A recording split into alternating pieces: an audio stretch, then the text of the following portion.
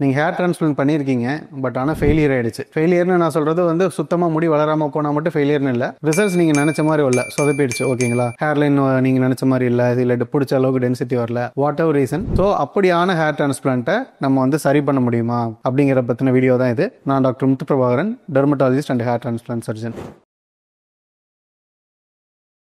First of all, எதெல்லாம் failed hair transplant இல்லைன்னா சொதப்பின ஹேர் டிரான்ஸ்பிளான்ட் அப்படின்னு சொல்லுவோன்னா வந்துட்டு, உங்களுக்கு டிரான்ஸ்பிளான்ட் பண்ணாங்க பட் வந்து க்ரோத் இல்லை க்ரோத் இருக்கு பட் வந்து டென்சிட்டி வந்து நான் எதிர்பார்த்த அளவுக்கு இல்லை க்ரோத் இருக்கு, டென்சிட்டி இருக்கு, பட் ஹேர் வந்து ரொம்ப தின்னா இருக்கு, அப்படி ஒன்றும் வால்யூம் இல்லை. இது எல்லாமே இருக்கு, பட் வந்து ஹேர் லைன் வந்து ரொம்ப கோடு போட்ட மாதிரி நேராக வச்சுட்டாங்க, ஆர்டிஃபிஷியலாக இருக்கு. இல்லைன்னா வந்து ஹேர் வர இடத்துல வந்து டாட்டாக தெரியுது, புள்ளியாக தெரியுது. இல்லை எனக்கு ஃப்ரண்ட்ல எல்லாமே நல்லா இருக்கு, பட் டோனர் ஏரியாவில் வந்து அதிகமாக முடி எடுத்துட்டாங்க, அங்கே தலை தெரியுது. இந்த மாதிரி விஷயங்கள்லாம் தான் வந்து காமனாக வந்து நம்ம ஒரு ஃபெயில்டு ஹேர் டிரான்ஸ்பிளான்ட் கன்சிடர் பண்ணுவோம். ஸோ இந்த ஈச் அண்ட் எவ்ரி சினாரியோவில் வந்து எப்படி வந்து இது நடந்திருக்கும், இதுக்கு என்ன ட்ரீட்மெண்ட் அப்படி சொல்லி பார்க்கலாம்.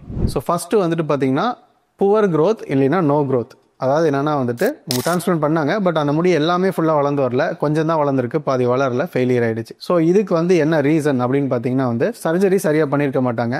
ப்ராப்பரான நாலேஜில் அவங்க ட்ரெயினில் பண்ணியிருந்தாங்கன்னா சர்ஜரி தப்பாக பண்ணும்போது உங்களுக்கு முடி வளராமல் போயிருக்கும். வேறு என்ன ரீசன் இருக்குன்னா, சர்ஜரி கரெக்டாக பண்ணிட்டாங்க, பட் உங்கள் ஸ்கேல்பில் அந்த முடி வளர்றதுக்கான என்விரான்மெண்ட் இல்லை, சூழ்நிலை இல்லை. ஃபார் எக்ஸாம்பிள் வந்து உங்கள் ஸ்கேல்பில் வேறு ஏதாவது ஒரு ஸ்கின் டிசீஸ் இருக்கலாம், இல்லை உங்கள் ஸ்கேல்பில் பிளட் சர்க்குலேஷன் கம்மியாக இருக்கலாம், இல்லை டிஹெச்டி ஹார்மோன் அதிகமாக இருக்கலாம். வாட் எவர் ரீசன், உங்கள் ஸ்கேல்பில் வந்து அந்த முடி வளர வைக்கிறதுக்கான என்விரான்மெண்ட் ப்ராப்பராக இல்லை, அதனால டிரான்ஸ்பிளான்ட் பண்ணியுமே கூட அந்த முடி வளராமல் போயிடுச்சு. ஸோ இது ரெண்டு தான் வந்துட்டு டிரான்ஸ்பிளான்ட் பண்ணி முடி வளராமல் போகிறதுக்கு காமனான ரீசன்ஸ். ஸோ இதை எப்படி கரெக்ட் பண்ணுறது அப்படின்னு பார்த்தீங்கன்னா வந்துட்டு, ஃபர்ஸ்ட் நம்ம வந்து டோனர் ஏரியா பார்க்கணும். டோனர் ஏரியாவில் ஹேர் நிறைய இருக்கு அப்படிங்கிற பட்சத்தில் வந்துட்டு நம்ம கரெக்ஷன் வந்து கன்சிடர் பண்ணலாம். இன்கேஸ் ஸ்கேல்ப்ல டோனர் ஏரியா இல்லை அப்படிங்கிற பட்சத்தில் பியர்ட் அண்ட் பாடி ஹேர் பார்ப்போம். நல்லா திக்கான ஹேர் இருக்குன்னா ஈவன் அந்த ஹேர்ஸ் வச்சு கூட நம்ம வந்து கரெக்ஷன் ட்ரை பண்ணலாம். ஸோ செகண்ட் ரீசன், எனக்கு வந்து க்ரோத் வராமல் இல்லை, க்ரோத் வந்துருச்சு, பட் நான் எதிர்பார்த்த டென்சிட்டி இல்லை, எனக்கு முடிக்கு நடுவில் கேப்பாக தெரியுது, அந்த ஒரு அடர்த்தி இல்லை அப்படின்னு சொன்னீங்கன்னா this is not your fault. Main reason வந்து சர்ஜரி பண்ண டாக்டர் டெக்னீஷியன்ஸ் தான். இங்கே வந்து பிளானிங் வந்து ப்ராப்பராக பண்ணலாம் அவங்க. ஓகேங்களா, பிளானிங் இந்த சென்ஸ் எப்படின்னா, உங்களோட பால்ட் ஏரியா எவ்வளவு சர்ஃபேஸ் ஏரியா இருக்கு. ஃபார் எக்ஸாம்பிள் உங்களுக்கு பால்ட் ஏரியா வந்து ஒரு 20 சென்டிமீட்டர் ஸ்கொயர்ஸ் இருக்கு அப்படின்னா 20 சென்டிமீட்டர் ஸ்கொயர்ஸ்ல வந்து நான் வந்து 40 ஹேர்ஸ் வைக்கணும். ஒரு சென்டிமீட்டர் ஸ்கொயருக்கு 40 ஹேர்ஸ்னா வந்து கிட்டத்தட்ட 800 ஹேர்ஸ் வந்து நான் வைக்கணும், வச்சாதான் கவர் ஆகும் அப்படின்னு சொல்லிட்டு அவங்க ஆல்ரெடி ஒரு கால்குலேஷன் பண்ணிருக்கணும். ஸோ ஒவ்வொருத்தவங்களுக்கு வேரி ஆகும். ஸோ எக்ஸாக்ட்லி உங்களோட பால்ட் ஏரியா எவ்வளவு இருக்கு, அதுக்கு எவ்வளவு கிராஃப்ஸ் வச்சா கவர் ஆகும்னு ப்ராப்பரா கால்குலேட் பண்ணிட்டு ப்ராப்பரான பிளானிங் பண்ணிட்டு சர்ஜரி பண்ணா இந்த டென்சிட்டி இஷ்யூ வந்து வராது. சரிங்க, எனக்கு வந்து ஹேர்ல வளர்ந்து வந்திருக்கு, டென்ஸாக தான் பண்ணியிருக்காங்க, நல்ல ஹை டென்ஸாக தான் எனக்கு இம்ப்ளான்ட் பண்ணி வளர வச்சிருக்காங்க, பட் வளர்ந்து வர ஒவ்வொரு ஹேர் வந்து தின்னா இருக்கு, அந்த ஹேர் வந்து திக்கா இருந்தா நல்ல வால்யூமா இருக்கும், பட் டிரான்ஸ்பிளான்ட் பண்ணி வளர்ந்த ஹேர் வந்து தின்னா இருக்கு அப்படின்னு சொல்லி கம்ப்ளைண்ட் இருக்கு. இந்த ஹேர் தின்னிங் இருக்கிறவங்க வந்து சர்ஜரி திரும்ப பண்ணணுங்கிற அவசியம் கிடையாது. ஓகேங்களா, நீங்க வந்து ஹேரை திக்கா இருக்கான ட்ரீட்மெண்ட்ஸ் ஃபாலோ பண்றீங்க. ஃபார் எக்ஸாம்பிள் வந்துட்டு பிஆர்பி, ஜிஎஃப்சி, மினாக்சிடில் அண்ட் வந்து டிஹெச்டி பிளாக்கர்ஸ். ஓகேங்களா, டிஹெச்டி பிளாக்கர்ஸ் இருக்க மெடிசன்ஸ் இதெல்லாம் எடுக்கிறீங்கனாலே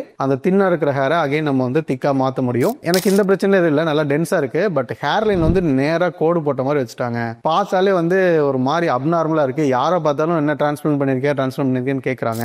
சரி சார், இப்போ நான் வந்து இதை கரெக்ட் பண்ண முடியுமா அப்படின்னு கேட்டீங்கன்னா டிபெண்ட்ஸ். ஓகேங்களா, இப்போ உங்களுக்கு பண்ணவங்க வந்துட்டு ஹேர் லைன் கொஞ்சம் ஹைட்டா வச்சிருக்காங்க, உங்களுக்கு வந்து இந்த ஐப்ரோல இருந்து பாத்தீங்கன்னா 7 to 8 சென்டிமீட்டர்ஸ்க்கு மேல வச்சிருக்காங்க. ஸோ நம்ம புது ஹேர் லைனை இன்னும் கொஞ்சம் கீழே இறக்கி வச்சுட்டு புதுசா ஒரு 500 கிராஃப்ஸ் 1000 கிராஃப்ஸ் வந்து வச்சு ஒரு நியூ ஹேர் லைன் கிரியேட் பண்ணலாம். அந்த நியூ ஹேர் லைனை வந்து நம்ம நேச்சுரலா இருக்கிற மாதிரி கிரியேட் பண்ணலாம். இது தவிர வேற என்ன இஷ்யூ இருக்கு அப்படின்னு பாத்தீங்கன்னா, நிறைய பேர் டாட்டா தெரியும், ஹேர் எல்லாம் நல்லா வளர்ந்துருக்கும், பட் ரொம்ப புள்ளியே தெரியும், அது பார்க்க வந்து ஒரு மாதிரி ஆர்டிஃபிஷியலான ஒரு லுக் கொடுக்கும். ஸோ இந்த டாட்டான விஷயம் ஏன் வருது அப்படின்னு பார்த்தீங்கன்னா, அகைன் வந்து ப்ராப்பர் டெப்த்தில் வந்துட்டு ஹேர் இம்ப்ளான்ட் பண்ணனால தான் வருது. ஸோ இப்போ ஒரு ஹேர் ஃபாலிக்கலோட லென்த் வந்து ஒரு 4 மில்லிமீட்டர் இருக்குன்னா 4 மில்லிமீட்டர் டெப்த்துக்கு அதை இம்ப்ளான்ட் பண்ணணும். ப்ராப்பர் இம்ப்ளான்ட் பண்ணாமல் கொஞ்சம் ஹைட் கம்மி இம்ப்ளான்ட் பண்ணிட்டாங்கன்னா வந்துட்டு இந்த மாதிரி டாட் அப்பியரன்ஸ் வரும். இந்த டாட்டட் அப்பியரன்ஸ் இருக்கிறவங்களுக்கு வந்து இது வந்து ஒரு பெரிய ப்ராப்ளம் கிடையாது. ஸோ இந்த மாதிரி ப்ராப்ளம் வந்து நீங்கள் வீட்டு பக்கத்தில் டெர்மடாலஜிஸ்ட் அப்ரோச் பண்ணுங்க.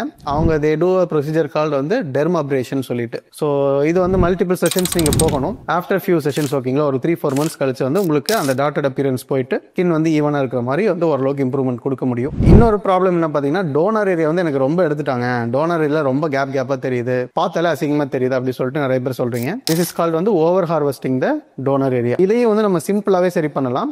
தேர் is a tattooing method called scalp micro pigmentation. So வந்து சின்னதாக ஸ்கேல்ப்ல வந்து டாட்டூஸ் மாதிரி போடுவாங்க. அப்படி டாட்டூஸ் மாதிரி போடுறதுனால பண்றதுனால ஆர்டிஃபிஷியலா வந்து உங்களுக்கு பின்னாடி ஹேர் இருக்க மாதிரி, பின்னாடி டார்க்கா இருக்க மாதிரி ஒரு இல்யூஷன் வந்து நம்ம கொடுக்க முடியும். These are the common reasons for failed hair transplant. And எந்த மாதிரி ஃபெயில் ஆயிருந்தாலும் கிட்டத்தட்ட 90% ஆஃப் ஃபெயில்டு ஹேர் டிரான்ஸ்பிளான்ட் வந்துட்டு நம்ம சரி பண்ண முடியும். It's completely practically possible.